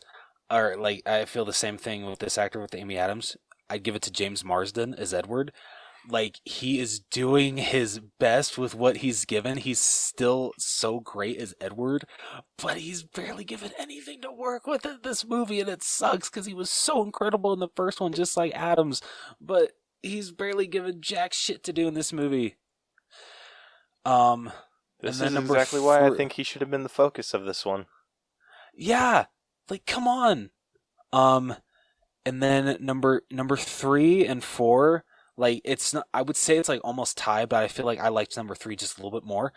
3 and 4 I would give to Yvette Nicole Brown, and then 4 Jama Mays. Is it Jama or Jima? Jama. I love these two actresses, and I really wish that the characters were written better because I love what they were trying to do with these characters. I laughed whenever they were on screen together. They bantered off each other so well. Yvette, she is so good at comedy. Like, if you've seen Drake and Josh, her as Helen, she's freaking incredible. She's one of the best parts of that whole show. And this one, she just absolutely delivered once again with her being like the true right hand to Maya Rudolph's character. Just how she just took her shit. I especially love the part where towards the end, like when she's Maya's talking to Amy Adams, and she sees that her seat is vacant. She like starts leaning towards it. She's like, "Not your seat, okay." No. just the little shit like that. Like I freaking loved it. I love those two, and I just wish that they had more to do, and I just wish that their characters had more of a purpose. They really were just there to compliment Maya. I know that was kind of the point, and I did find it funny that both of them get turned into toads. That was a slap in the face for Rosaline, that she really thought Ruby was the only one that was going to become a toad because she thought that she was what is her actual name? Malvina's favorite, but it turns out she really hated them both. She thought that they were both dumb. So yeah, that's my top 4. That's fair. My number 1, I think I'm actually going to give to James Marsden. Dude, I don't blame you. I love it. Because he was the only one that like consistently felt exactly how he did in the first. Even though he was animated like way worse, like his voice like still projected, and he still like acted like how Edward was. So I loved it. Amy Adams, I'm giving a close number 2. Like really freaking close. Because again, she did the best she could with what she was given. Yeah. And unfortunately what she was given was not very good. My number 3, surprisingly, I'm going to give to Gabriella Baldacchino, who plays Morgan. That's absolutely fair. As cheesy as her acting, or not acting, her dialogue was, I think she played it off pretty well. Like my writing issues have nothing to do with how she delivered the lines. It had everything to do with what was being said. Yeah, that's fair. But I think she did a fantastic job. Like kind of playing that like Cinderella role. It was really funny. Yeah, I agree. Yeah, so that's what my top 3 looks like. I like it. All right, what are you sitting with your acting score then? I would say that I am probably I am higher than both story and writing, just not by much. So acting, I'll go with 75. That's actually exactly where I was sitting too. Hell yeah. It was just as average can get. Yeah, it really was. And it's the writing's fault because you have a really good cast, like a great cast. Yeah. But just the writing just doesn't give them the due that they deserve. Yeah, you jacked up royally. Yeah. First off, you did not have to give Giselle a baby. Completely unnecessary. So wasteful. Yeah, it's like the baby was just kind of like sidelined. Like, you freaking handed her off to the fairies to watch. Yeah, seriously though. Which I gotta God say, damn. the fairies were creepy. Yeah. Like, so, and not in like, ooh, they scared me away. It's so they get out of the freaking moving van or their vehicle, like getting to their new house. These 3 women are like come and like they don't even introduce themselves, and they're just kind of like, "Oh, what a cute baby! If you ever need someone to watch them, I don't know you, stranger." I feel like, get out of my house, get out of my house, get out of my house. Yeah, I was like, how about no? Yeah. And then it's like, oh, they turn into fairies. I'm like, okay, like, so you set them up to be fairies. And it was just... But since when do fairies come across as that creepy? Yeah, like the human forms. Like, they were in there for no other purpose than to take care of the baby. Like, get the baby out of the way. So guess what? Get rid of the baby. Yeah, exactly. I get you're trying to be like Sleeping Beauty. You're trying to throw in a reference to Sleeping Beauty, but no, you didn't need to. Yeah, like you could have had the fairies still in this movie without the baby. Yeah, would have been fine, but freaking whatever. Stupid. Yeah, absolutely stupid. Yeah, I was trying to think of like this other thing that felt bad, but whatever. So yeah, acting sitting at 75. Character development, there was not a lot. No. And I feel what ruins the character development for me is the fact that the first movie set, because I'm sorry, I have to relate the way that this sequel is told to the first movie because it's a sequel. You're going to compare it to the first one. That's how a sequel works. So the fact that in the first one, I feel it is set up very well that Morgan accepts Giselle as a mother figure. More so, not even like a really stepmom, but she sees her as more of her mom because she didn't really even know her mom. Her mom just walked out on them.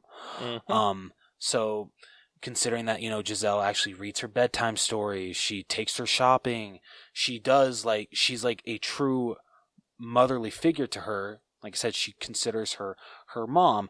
And then in this one, even though I get she's a teenager, but still, we do a freaking 180 of her being like, oh, no, she's just a stepmother to me, and that's all she'll ever be.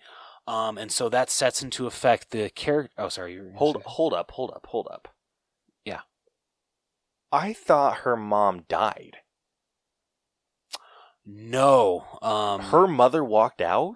Yep. Why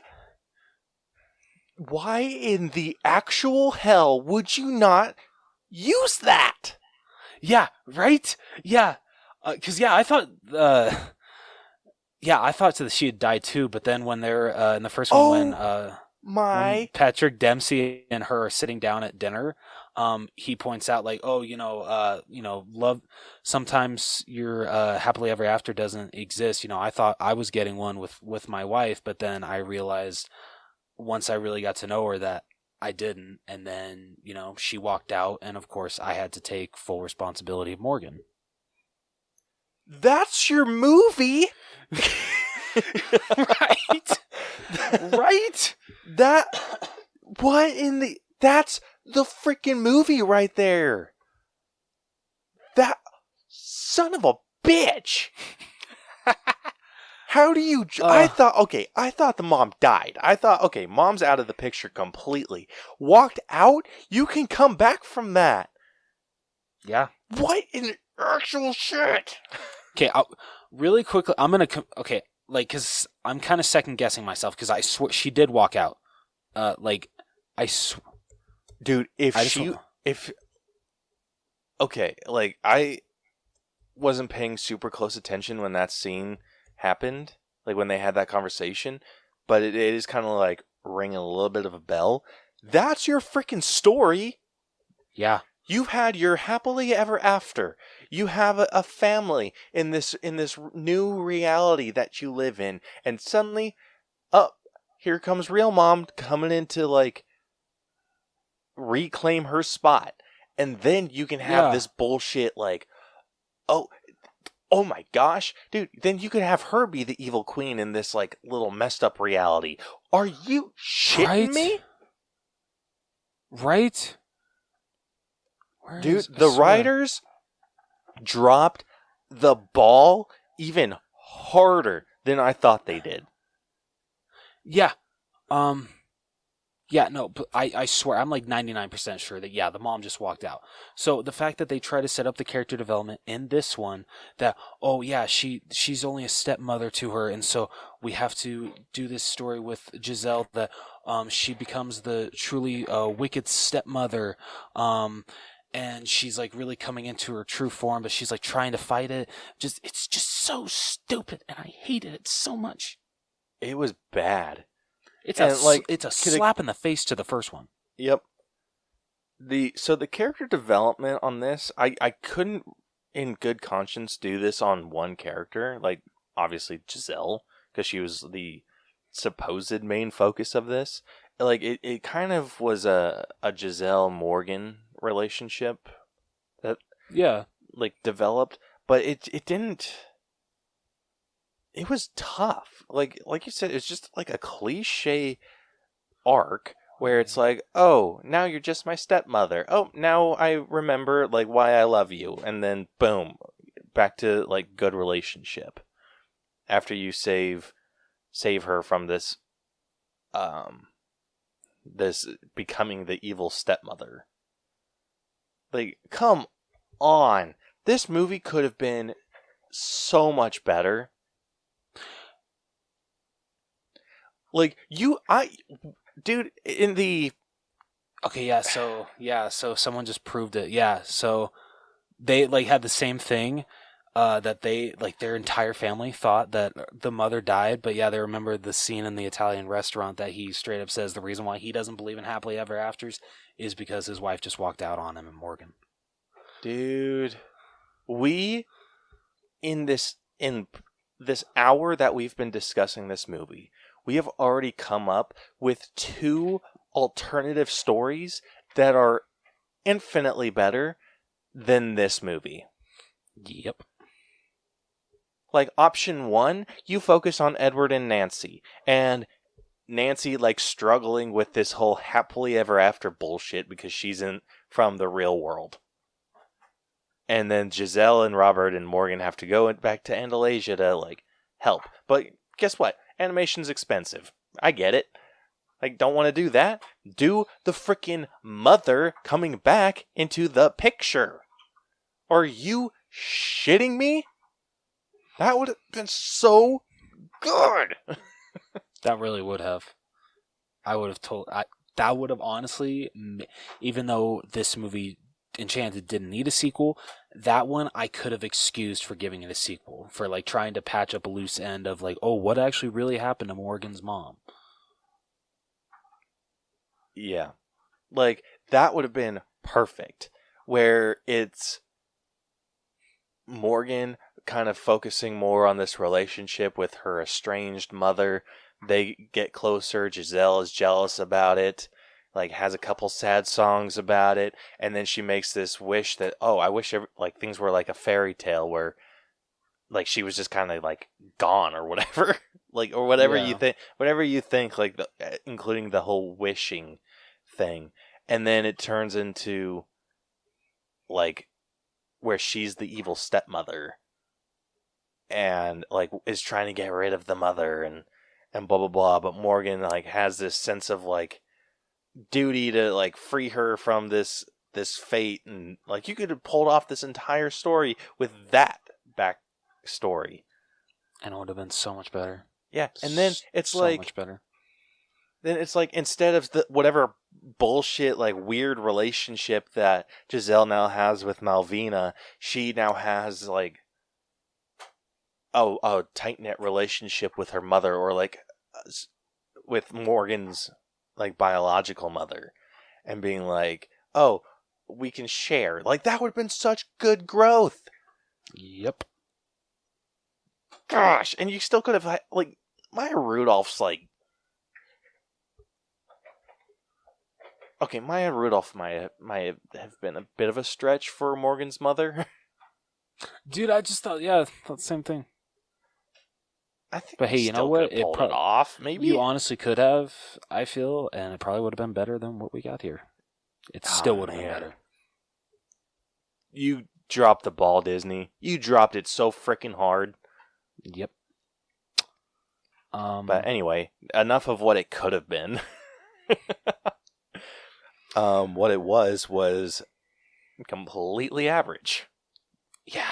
I mean, I did appreciate like the parts of like where she's like fighting it, like trying to be like, oh, I'm, still the good Giselle, but then she's just like, oh, but you know what? I like this evil side. I like being able to transition into this role. So, and I feel that just proves like how good of an actress Amy Adams is. With how she's just able to play two different parts. So I really like that. Yeah. But like her voice change between like good and evil was just like all like really breathy and just high pitched, and then as soon as she went evil, it's just low tones. Yeah, and I'm like, loved oh it. damn. Yeah, this is awesome. I loved it. But it's just the development makes no sense if you're thinking about what happens in the first one. Yeah. At no point was Morgan, and I know she was only 6 years old, but still at no point was she like, oh no, she's just my stepmother. That's all she is. No, it's established in the first one. Well, you She's got to think excited. too. Like I am going to play devil's advocate here for the movie, because at the time she was 6 years old. She's now like angsty teen. Like, you're not really my mom. Okay, fair enough. Yeah, so that's just devil's advocate there. Just because I played that doesn't mean it's good by any means. That's fair. Yeah. Like I said, But it's like just even with like that, like average. I hated that like at the beginning, like she like it seems like she's really accepted her as mom. She's just she actually even calls her mom. She doesn't just call like her a few Giselle. times. Yeah, she's just like, Mom, stop it, all that shit. And then it just suddenly it's just like, oh, she's just my stepmom. That's all she'll ever be. Like, where the hell did that come from? Yeah, freaking crazy. Like, that was rough. That was like really tough to watch. Yeah, dude, straight up. This might actually be my lowest. Really? Yeah, I'm at a 65. Oh, Not damn. a 654. Yeah. I don't know if I'm quite in the 60s, I don't think I'm quite in the 60s yet with this. I am fairly low, Okay. but I think I'm like maybe 71. Okay. Like, it's hard because it's like it was just below average for me. Like, they eventually like make up and just whatever, cliche as all hell. I don't know. To me, But I just hate it so much because it's out of character to me for Morgan. That's what I hate so much about it. That the way that it's so much out of character for Morgan sets up not great character development for Giselle. Yeah. I mean, I definitely see your point there. It does come out of left field. Like, it's like one instance where Morgan kind of gets embarrassed. Yeah, but like, come on, like, was it really that bad? I would say like any we were rational or any we were teens at once. Yeah, like I understand that. Like I'm trying to think from like my bitchy angsty teenage phase. Yeah, Caleb was an asshole when we were teenagers. I'm just kidding. I'm just kidding. Yeah, but what I'm thinking like there is like if my mother would have done something like that. And I wasn't really like someone that got embarrassed super easy, so it would have had been something like big, because like I was so unafraid of like embarrassment and stuff. Like my mom, in junior high, so like I'm like in 7th or 8th grade. Actually, I think it was 8th grade. So in 8th grade, my mom came to school with me and sat in on all of my classes because she thought I was slacking off, which was not the case, because like none of my teachers like complained about me like talking or like being disruptive or anything. It's just I wouldn't turn in my homework. Like that's where my issue lied. I swear you've told me this story, but like that doesn't surprise me at all, because I could totally see your mom doing that. Yeah, like so doesn't even shock me at all. Yeah, I mean, so she came in and like saw what my day-to-day at school was, and I told everyone. Like everyone was just like, "Oh, who's that?" I'm like, "Oh, that's my mom." Like I didn't have any shame, wasn't trying to like hide it from anyone. And then when like at the end of the day, like it was like right before I was going to go to PE. And so my mom wasn't going to sit in and watch me in PE. So she's like, "Hey, I got some things I got to go do, so I'm taking off." And I was like, "Okay." And in the middle of like the entryway of the junior high, like in front of like everyone going to their next class or whatever, I like gave my mom a hug and like kissed her on the cheek and was like, "I'll see you after school," and then walked off. And I think only one person was like even attempted to make a joke. And I like just kind of brushed it off like, okay. Like I was walking and they're just that like, one "Is that person was me?" And that's how we met. I'm just kidding. Yeah. But no, like I don't even remember what the comment was, like, because it was just something that was just so out, like okay, whatever. Like it was more embarrassing for them, like after they said it, where they're just like, "Oh, good one." Yeah, like all I remember telling, because they just said like, "Was that your mom?" I'm like, "Yeah." And then like looked at them like they were a freaking idiot. And they're like, and then like walked off. Like it's just something so stupid, like such a stupid interaction. But like my mom sat in on like a couple of my school days. And like both times, like even like in front of like all of my peers, I gave my mom a hug and kissed her on the cheek. Never got embarrassed by that. Wrong with that. Yeah, I see nothing wrong with that. And so maybe I'm like the wrong person. Maybe I need to talk to someone who's like currently in a like angsty phase. But I don't know if I would have been like, I think that would have embarrassed me. Like if she was trying to like put on this big promotion, like encouraging people to vote for me for whatever, like this Prince or whatever, for like a festival, or whatever the hell it was, like a ball. I think it was a ball. I think so. Yeah, but it's like I don't know if I would have been embarrassed enough if my mom was like a step parent. I don't know if I would have been embarrassed enough to be like, "She's just my stepmother." Like, just like it, like you said, felt very out of character, especially from someone like calling him mom. Like I would almost expect that from someone who called, like if Morgan called her Giselle. Yeah, like exactly. That I would understand a little bit more. That would make a lot of sense, actually. Yeah. But the fact that she was straight up calling her mom, it just no, it didn't work. It made no sense. So I might have actually talked myself down to the 60s. I love it. I think I'm going to go 68 on this one. All right, I like it. All right, moving on over to effects. These weren't horrible. They weren't, but I definitely had some problems. Like you pointed out, the animation in The oh my 2D God, animation. the 2D yes, thank you. The 2D animation in what's the town again? Andalasia. Andalasia, definitely a step down from the first one, and that's really sad. Huge step down. Really, that's really sad considering that the first one came out in 2007.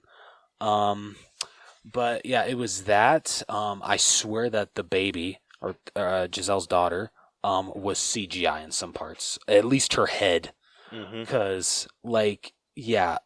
If someone says, "Oh no, completely real," like in every single shot, I'm calling bullshit. I'm sorry. That did not look like a real baby in some shots. Yep. And two, when Pip is turned, it's Pip, right? That's his name. Yeah. The chipmunk. When he's turned into a cat, I get what they were trying to do. You know, they wanted him to look like a chipmunk mixed in with a chipmunk mixed in with a cat. Like, I get what they were trying to do, but it just did not work because the CGI looks so freaking bad. It looked wretched. Like, oh, yeah, that is one of the worst CGI cats I have ever freaking seen. Like, it didn't even look like a real cat. Like, I don't care if someone tries to say, oh, yeah, no, I could totally see that cat was there. No, bullshit, you're lying to yourself. Yeah. The cat is definitely one thing that I'm docking for in like way of 3D animation. Yeah, fair enough. So it's that and definitely the baby head, but not like a whole lot for that. Okay. Just because it was like so quick, I feel. Like they didn't really... Fair enough. I feel like the baby didn't need to be there at all. No, such a waste. I mean, don't get me wrong. Cute kid. Very, very cute little girl. But yeah, so wasted. Yeah. So, not... But my biggest gripe was the 2D animation. The 2D animation in the first one was incredible. It felt really like was. Classic Disney, but it like felt like it flowed better, like had a higher frame rate. Yeah. So like all their movement was really smooth and like just elegant. And here it just felt so choppy. It was like this really. I feel tough. this because like they'll compare like animation between like the original movie and then the straight to DVD sequels. You could do the exact same with this. The animation in the first one, amazing. That's like Princess and the Frog level because I feel that those movies came out about the same time, so I can compare that 2D animation to that. Both look fantastic. Both look fantastic. Whereas with this one, I'm going to compare it to some of the straight to DVD animated sequels that they had. Because yeah, it did not look good. Like honestly, I'm thinking like Cinderella 2 kind of animation. Dude, you might have hit that right on the head. Yes. Yeah, it's this one's a tough one for me. I think I'm sitting at like an 83 because like what was shown was good. Like overall, like if just collectively everything like looked pretty decent. But the things that I'm docking for are the stupid cat, the baby, and the 2D animation. Like that's where 2D animation is where Disney used to shine. What happened? It got too expensive. I don't know, that like really shocks me. I would think that 3D animation would be so much more expensive to do, but apparently 2D animation is so much more expensive. That's why they stopped doing it. Yeah. Like, that just really shocks me. Dude, like it's like not even I feel they could have improved on this. Like have you seen the short the paper airplane one? It's like a black and white, and it's like this dude like throwing the paper planes. Is and it the one shit. that like? Is that the one like they're like waiting for like a train or some shit like Yeah. that? Yeah. Yes. I forget what it's called, but yeah, I know exactly which one you're talking about. I just watched a video on how that one was made, and the process to do something like that is stupid easy.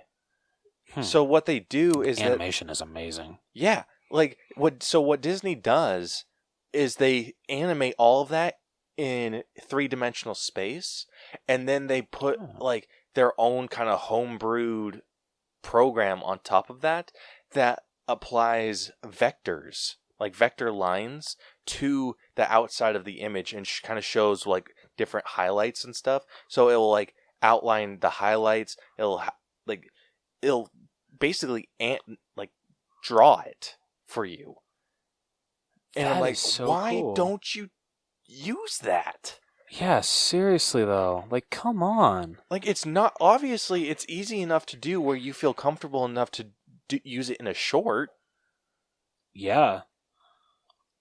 Like, why not freaking just drop the money and like give us Probably 'cause something like amazing, like give us some like amazing freaking 2D artwork. Like, Probably because that's what pisses me off. All of their shorts and stuff, like they have a whole series, like it's like Short Circuit or something like that, where animators like are given this opportunity to create a short based off of a story that they create in the Disney animated world. Yeah. And I think Pixar kind of does it too. It might be Pixar that's doing it.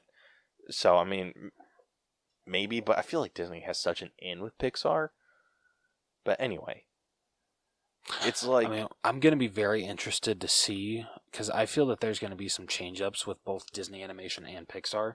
I don't think Pete Docter is going to change from being the like president of Pixar, but I feel the president of Disney Animation, I forget her name, I feel she might be out, because I feel Bob Iger, from the unfortunate box office failure of not only Lightyear, but the new movie Strange World, like how I think I just saw an article that said that movie's projected to lose $100 million at the box office shit. because it opened so poorly. I feel that there's going to be a lot of changes, both at Pixar and at Disney Animation. Because good, dude. Because I agree. Disney is dropping the ball. I mean, at least, they did give us Encanto last year, so they're definitely, there's been some hits and there's been some misses. Yeah. I don't know. I feel like Disenchanted was one that was just like really quick, so I think that one might have been under the watchful eye of the other CEO. Like, I don't know if Bob Iger would have been like overseeing that one. It was probably Bob Chapek still. Yeah, because Encanto would have been in production for a really long time. Like, even when like covering some of Bob Iger. Yeah. So I bet Iger oversaw a lot of that. Like, and then it's just the quality after that just kind of dropped. What I love is like people will say like, oh yeah, but Encanto only grossed $250 million at the box office with a budget of $200 million. It was still a box office flop.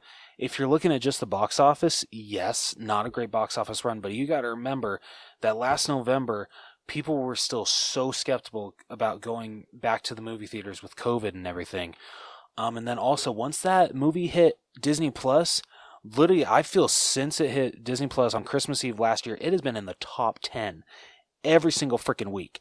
It is made up for its lackluster blockbuster box office and then some for how much viewing it has gotten on Disney Plus. Encanto did fine. Encanto did great. Yeah. Like, if we don't get a sequel to Encanto, I'd be genuinely shocked. I really would too. Because, yeah, Encanto, Frozen, definitely more popular, but Encanto is definitely up there now. Yeah. It for sure is. And Disney freaking needs to get on the Luisa merch bandwagon. Dude, straight up. Dude, like, there are so many toys out there, like Encanto toys. Like we almost bought Iris this Mirabelle doll, but it came with an Isabella doll, and Iris doesn't give a shit about Isabella. She loves Luisa. Oh shit. One of my coworkers had a birthday party for her grandson, I think, or like a neighborhood kid, but they had like Encanto buttons, and so she's just like, "Hey, I know you said your kid really likes Encanto. Like, you want these extra ones I had?" I'm like, "Sure." So I grabbed those. Iris picked out all of the Luisa ones, and then just threw the she really loves Mirabelle and she really loves Luisa. She, like I said, she could give a shit about Isabella. It's funny if you because I'm always very interested to see like how like certain characters sell more than other characters when it comes to like merchandise like that. So I've actually like gone down to like where they sell the Encanto toys, and they actually had like a display of like, because they actually made the whole Madrigal family, which is really cool. But you can definitely tell which ones are more rare than others. Like the 3 most rare that I've seen are actually, so it's Augustine, never find him, Felix as well, and then I think the other one is Dolores. You can, and I guess Peppa as well. Like I feel bad that like those are like most of Peppa's side of the family. A lot of people don't really care about. This is really sad. Like I feel like out of everyone, Antonio is the one that they care the most about. So like if you're like looking at like who has the most, I feel it's Luisa like had like a decent amount, and Mirabelle definitely, because you know she's the main star. But like freaking, they had like rows of freaking Isabella, not only in her regular outfit, but in her like where she's like covered in paint. Yeah, dude, no one gives a shit about Isabella. At least like out of the kids that I know, like they love Luisa. No, because Luisa is a great character. Yeah, she's actually, throughout the whole movie, she's actually a very good sister to Mirabelle. Unlike, I know Isabella actually gets redeemed at the end, but she's just such a bitch to Mirabelle up until, I'm sorry to say, she is a bitch to Mirabelle up until the last 30 minutes of the movie. Yep. And even when freaking Abuela confronts Mirabelle about what she did to Isabella, Isabella doesn't come to her defense. She just stands there. Okay, well, everyone just stands there. Yeah, that's true. Yeah, that's true. That's true.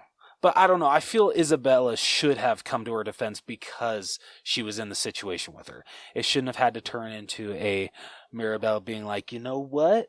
This just truly proves that I will never be good enough for you. I mean, It's a great emotional scene, but still. Oh, great movie. It really is. If y'all haven't seen Encanto yet, what the hell is wrong with you? It is a great Disney movie. Go check out our breakdown about that one, too. Yeah. Anyway, getting back to Disenchanted. Yeah. Yeah, the effects just very underwhelming for what I feel Seriously. Disney's capable of. Yeah. So I match you with 83. Absolutely. All right, moving on over to music. They dropped the First ball. one was so much better. So much better. I will say this, like the songs were decent in this one, but they weren't as catchy. They weren't. Like I can't freaking I still can't get Happy Working Song out of my head. That song is stuck in there. Dude, that was stuck in Brielle's head for like a week. Or how does she know? Yeah. Yeah. And that just proves that they're well-written songs in that first one. Mm-hmm. And then there's this one. And this one, nothing against Maya Rudolph. She's a great actress. I love her. She cannot sing.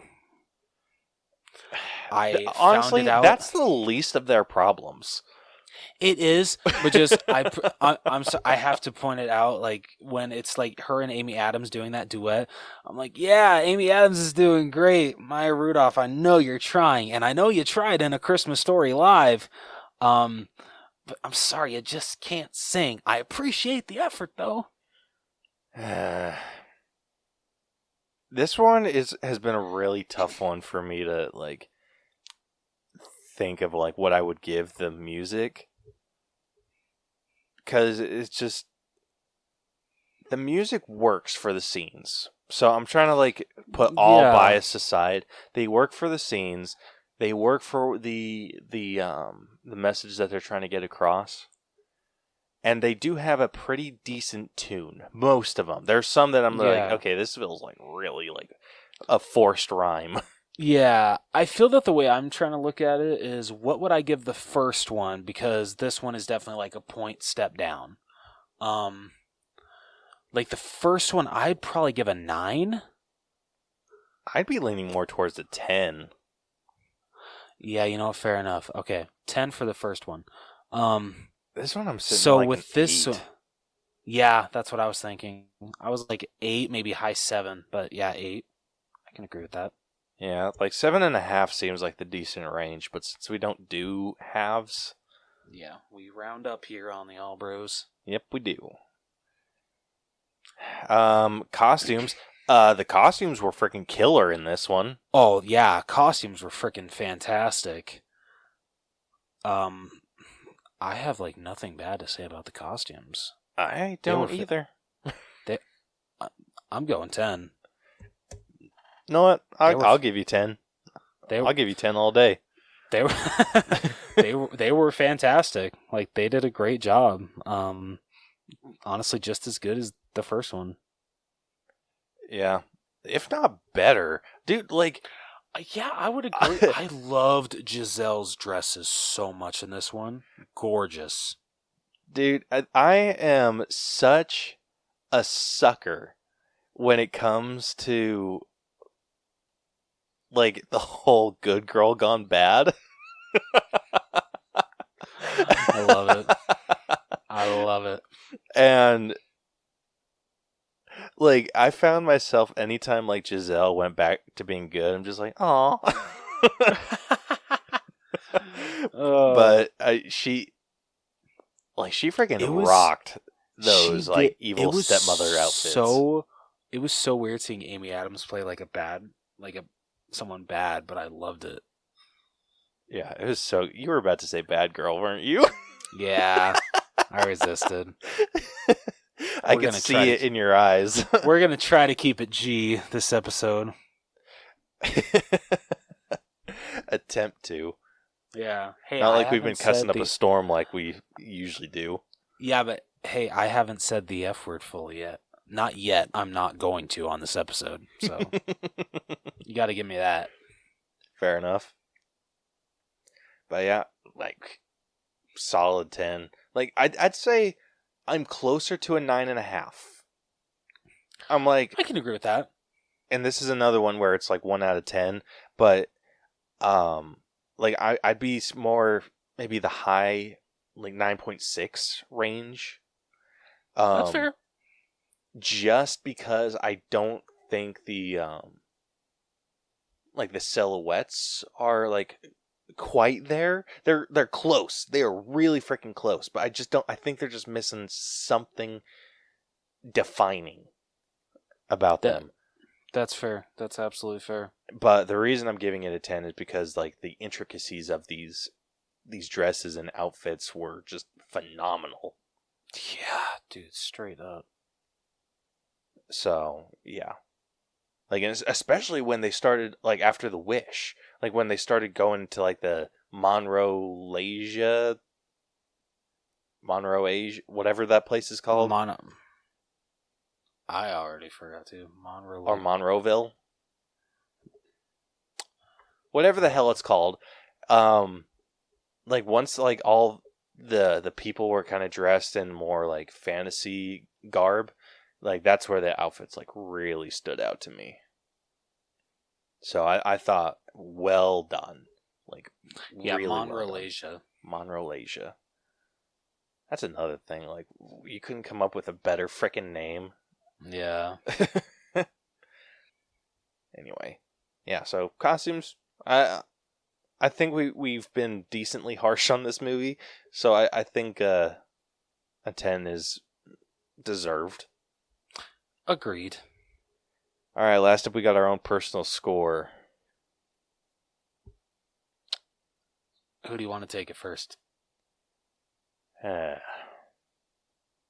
I'll take this one first. Okay. This was a sequel that we absolutely did not need, like we've stated multiple times. And there are much better stories to be told than what was told. Ones that would have felt more necessary to be told than this just absolutely cliche teenage angst storytelling. Like, they did throw in some like good stuff with it, like, oh, I wish fairy tale world. It's just, it was odd. Like, it wasn't great. And there was a lot of things that was just like bullshit, where like I thought the whole like have to make a wish, or like to cancel the wish by midnight. I thought that whole thing where they went to go stop the clock tower from dinging, I'm like, that's not how time works. Thank you. Like, guess what? Thank It's you. past midnight, you assholes. Yeah. That's not the only freaking clock, dumbasses. Mm-hmm. Like, I would have laughed my ass off if another bell started going off. Son of a bitch. Yeah, and like, weren't the bells already ringing by the time they like ran up to the top? That's what was like throwing me off. Like, yeah, you'd hear like a chime, like, oh, it's already midnight. And then some character would point out, oh, got 1 minute till midnight. I'm like, wait, it chimes when it's a minute till midnight? I know that a lot of clocks will do that. It's usually like 30 seconds. Really? Yeah, it's like 30 seconds or a minute. I know my grandmother's clock did that. That would throw me off so much. Yeah, so like... I mean, I like that, but like I kind of hate it at the same time. Yeah, well, okay, well, kind of. So it was like her clock would go, like, would ring according to the time. So like you could hear how many times it like went ding ding, and that's like what time it was. It like every hour on the hour. So when it was 3, it ding ding ding. At 5, ding ding ding ding. Ding.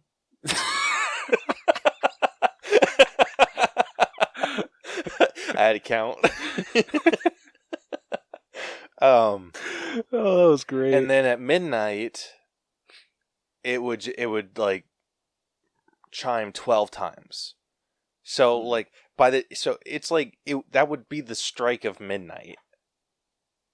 It'd be like when the chime was over. Okay. So it would ring 12 times, and then like the 12th time would be like past the minute. So it'd be like 12:01. So I don't know if that's how it worked, but I personally feel like they were too late to have saved the town. I absolutely agree. Absolutely agree. But what do we know? Movie's got a movie. Yeah. So I left this movie disappointed. I rewatched the first Enchanted just because I wanted like a refresher, because I hadn't seen the movie in years, and like really enjoyed it, and so that just kind of got me more excited for this movie. And like I said, I was just let down like really hard. So unfortunately, with this one, I'm sitting at like a 68. That's completely understandable. Yeah, honestly, I don't really have anything else to add besides what Caleb said. Just a very disappointing sequel. Like I said, I had never seen Enchanted before yesterday, the 28th, which I kick myself for sleeping on that movie because god damn, that is a great Disney movie. And it just made me hate this sequel even more for how great that first one is. Yeah, literally everything that he said, unnecessary sequel, just didn't need to happen. At least not in the way that it was told. Yeah. So you know what? Personal score, I'm going to actually match it as well. 68. Alrighty. Well, with that, going through our scores for this movie, the story sitting off fairly low, sitting at a 68.5. Writing jumped up a couple points, sitting at a 70.5. Acting is sitting at a fairly average range, sitting at a 75. Character development was just really poor, sitting at a 66.5. The effects we thought were decent, not up to the typical Disney quality that we're used to. So that one's up at an 83. The music was decent, but not as good as the first. So we ended up giving that an 8. Costumes, just out of the water. We're giving that one a solid 10. And then our personal score sitting at a 68. Alright, so the final Allbros letter grade for Disenchanted has come to a 77.0, or C+. I don't know, I freaking messed that up, but whatever. It came to a C+. It is sitting at a 77.06%. Not bad. Yeah, so comparing that to other C+ movies that we have scored. Where's my C+ button? There it is. Alright, so that puts it... if I can find it. Alright, so that puts Disenchanted, which, like I said, is at a 77.06. It puts it above The Hitman's Wife's Bodyguard, which is at a... above, right? Yeah, above. So Okay. that's at a 76.91. Okay. It's above Unhinged, which is at a 76.87. Alright, fair enough. Puts it above Paws of Fury, The Legend of Hank, which is at a 76.68. Yeah, I'm sorry, I definitely agree with that. Puts it above Stone Cold, which is at a 76.5. You think And Ben's going to hate us for that? I doubt it. And then it puts it above My Spy, which is at a 75.87. Okay. Going the opposite direction, it is below The Boondock Saints, which is at a 77.12. Alright. It's below The Strangers Pray at Night, which is at a 77.18. Okay. It's below The Lost City, which is at a 77.25. Alright. It's below Aquaman, which is at a 77.3. And then finally, it is below Spider-Man, which is at a 77.49. Okay. So, I mean, not a completely unfaithful home, I would say. Yeah. Yeah, not bad. Yeah. Well, unless you got anything else you want to say, Caleb. Nope. All right, well then I would say that concludes this episode. If you like what you heard and you want to hear more, be sure to follow and subscribe to us wherever you listen to podcasts. We are damn near everywhere. Apple Podcasts, Stitcher, Spotify, Google Podcasts, all that fun jazz. You can also catch all of our episodes on YouTube if that is your preferred listening platform. Follow us on social media where you can DM us with any ideas that you have of movies you want us to break down. Those are as followed. Facebook, facebook.com/The Allbros, Twitter, Instagram, and TikTok @The Allbros, or you can email us if that is your preferred way to contact us, and that is theallbroschannel@gmail.com. If you want to buy some cool ass merch, because the designs that Caleb makes for all of these episodes are just absolutely amazing. I swear he surprises me every single week, and I appreciate the hell out of him for putting time and effort to doing them. But if you like any of them, be sure to check out our TeePublic store, tpublic.com/user/the All Bros channel. Next week is episode 300, right? Nope, 250. Fuck! I thought we were a lot high. And you know what? We just talked about this at the beginning. Yep, we sure did. And you know what? I think I just broke my promise about not saying the F word fully. Or did that just come out as pho? That sounded more like pho. Oh, thank God. Okay. Well, I suck. I apologize, especially to you, Caleb. I'm so sorry. But shit. No, you should give a shit. Come on. But next week, episode 250, and y'all know what that means. Every 50 episodes, we break down a video game on this podcast. And with that, next week we'll be breaking down Square Enix's Guardians of the Galaxy. And spoiler alert, it's definitely better than their last Marvel game, Avengers. So that is definitely going to be a fun episode to look forward to. So you guys can look forward to that next week. But until then, this has been the All Bros Podcast. I am Jonathan. And I'm Caleb. And we will catch you catch you guys next week. Ha That I don't even know where to finish with that. Bye. Deuces.